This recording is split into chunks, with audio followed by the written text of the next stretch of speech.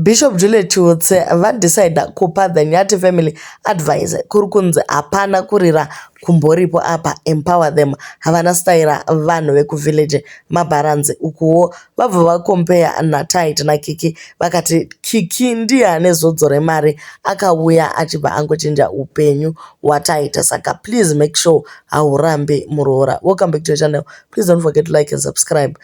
Bishop vati ivo since vari relationship coach and advisor vangoti better vauye neadvice yavo, but problem iripo ndeyekuti vabva vapinda nekukriticize the Nyathi family. Ko chakaipa chavari kuita chi Bishop vari kuti ivo vana ava havana content chavo kupema paFacebook, asi vokangamwa zvakare interview yavakaitiwa paStar FM vakataura vakati ivo havapemi, imimi kana muchinge mangofila kuva generous nekuvapawo something havagone kuzviramba.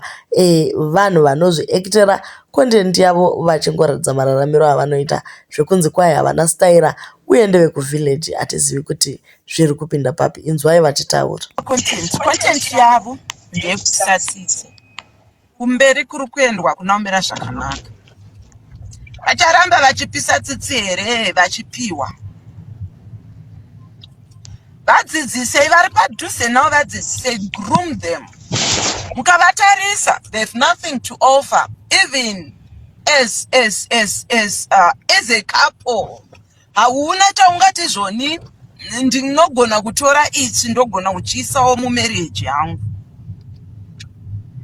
Paita dambudziko.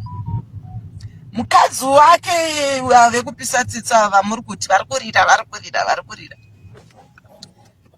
Asi mukadzi weuye ari well groomed.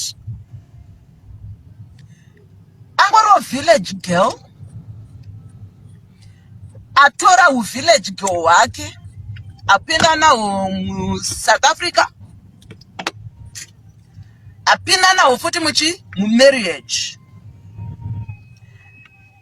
Pane pamwe paunoona kuti murume uyu he is not gifted, but paita mukadzi ari talented, ari gifted. Saka vanhu vave vari tu vekupisa tsitsi vana vamuri kuti vari kurira.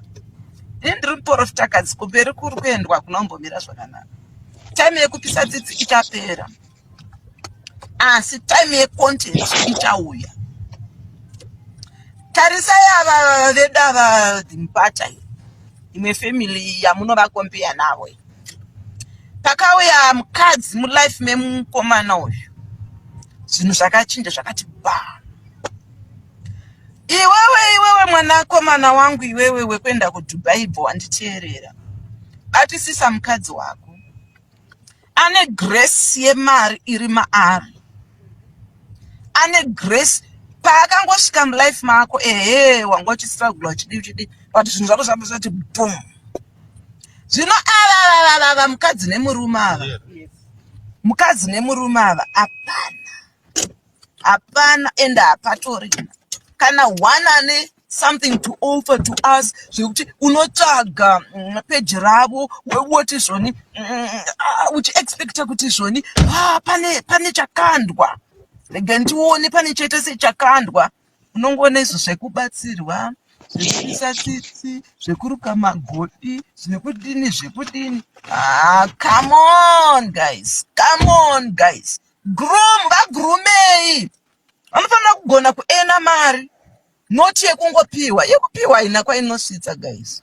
Haugoni kutenga imba nemari yekupiwa, but yekushanda wega you can do things, great things. Manzwa, help them to earn money. Ngavave ma-content creators. Zuka pays. Pamashoko ese avataura ini ndangobata kunzi kwanzi kumberi kwavari kuenda since ivo vari muprofita kadzi hakuna kumira zvakanaka. Yanguva yekuti vaise effort pacontent, havana content, but isusu tiri kuona iri content. Handizivi guys, handidi kuita senge ndiri kutora side panyaya iyi, but ndiri kungoti isusu tiri kuona kunge vari kuita content, asi kuri kunzi havana kana idea yezvavari kuita. manetizens abva angoti bishop munogara muchingoita goi ko why musingawani mafollowers seNyathi family since imimi murimi mune content. This is not about chekutora vanhu bvumai kukundwa. Hatina kuti tine zvatiri kuda mumarelationship edu since mashoko abishop ari ekuti hapana chavanacho to offer as a couple chekuti mukanoswera muchiona channel yavo pane zvamunodzidza. Asi manetizens ari kuti aiwa isusu tinotodzidza kuti munhu haarambi kweurombo chero musina chamuinacho, as long as you have each other and you are happy then life goes on. Ndozviri kudzidziwa nemanetizens. Asi bishop vari kuti ivo sarelationship coach vari kuti vana ngavaempowiwe instead of kuregwa vachiita zvinhu zvefacebook. Itimu riya rinofunga kuti Facebook haina maturo, or social media careers are not careers at all. They don't have to be liked by everyone. You are talking about them because of that content yauri kuti havana iyoyo. It's a winning formula, so let them be. Tytie akamboti he doesn't understand why older people who failed in life target these kids. Kurai vedwe, regai vana vakure vachita zvavanoda. They will refine and perfect their art. Pfungwa dzezvaunoposta pano kana dziridzo dzaunoshandisa pakukurosa road, uri kuchengetwa naMwari. Bishop ka washaya zvokutaura. Nyarara iwe, hausi village girl here. Ko imhosva here kuita balance, imhosva here nekukurira kumusha. Sei mazimba tichirwadziwa naye akomana? Ko iwe nemupata wacho muhombe ndiani? Husi kuona here kuti iwe watova kumashure kwevana ivava nemupata wako? Ndimi muri kuvapa here content yacho? Siyai vanoda vavape content yavo haimboperi. They are always updating us nezvelife yavo. Siyai vana mbuya imi. Iyi mbuya ngaiziye zvegoikoi zvayajaira uko, imbotiisirawo zvimwewo maybe zvemharidzo. Ko ivo denga ravanoparidza nderipiko nhai vedu wei? Nekuti vanonzi Bishop Chiutsi asi vari busy kuita zvekoikoi mumba mavo umo. Ndivo vatovaka mama Harare, vatora chimuti chababa Harare chekudzidzisa vanhu kuti chiuno chinoshandiswa sei. So ndozviri mumastreets izvi, mumwe neumwe ari kupawo opinion yake yekufunga kuti Nyathi family ichafeila. Guys, do leave your comments on what you think. Kuti yavari kutipa iyi icontent inochohwachohwa here kana kuti inochahwahwa? Isusu tiri kunakirwa nazvo isu. Kunew house kwavaenda ikoko tichingotevera. Chero vakati yellow guys, chero vakati 6 gun pano premium spices, isusu tinongotevera. Kwatiri isusu we are entertained by that, and tinoona kubata kwaMwari kubva pa one position to another.